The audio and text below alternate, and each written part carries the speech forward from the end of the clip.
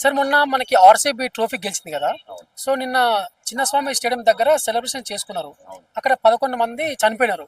So దాని గురించి మీరేం చెప్తారు? అంతమంది ఎందుకు రావాలబ్బా? నాకు అది తెలియక అడుగుతాను.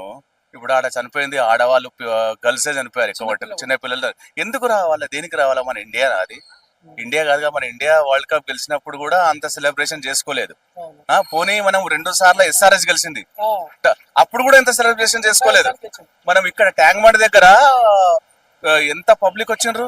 మనం SRH గెలిచినప్పుడు వచ్చిండ్రు అంతగానం రాలే కదా. ఇండియా గెలిచినప్పుడు కూడా ఎంతగానం సెలబ్రేషన్ చేసుకోలేదు. పోనీ వాళ్ళు బెంగళూరు వాళ్ళు, కర్ణాటక వాళ్ళు చేసుకున్నారంటే మాట వేరు. ఇక్కడ హైదరాబాద్ వాళ్ళు చేసుకోవడమే తప్ప వీళ్ళందరూ ఏమన్నా బెట్టింగ్ కట్టినరా? బెట్టింగ్ కట్టిన వాళ్ళదే కాదు. ఒట్టి పిచ్చి పబ్లిక్, వెర్రి పబ్లిక్ కాకపోతే వాళ్ళ సావు కోరుకొని వచ్చిండ్రు నాకు తెలిసి. ఎందుకు రావాలబ్బా? దేనికి రావాలి? ఎన్ని యుగాలైనా ఎన్ని అవకాశాలు ఇచ్చినా మనిషి మారలేడు.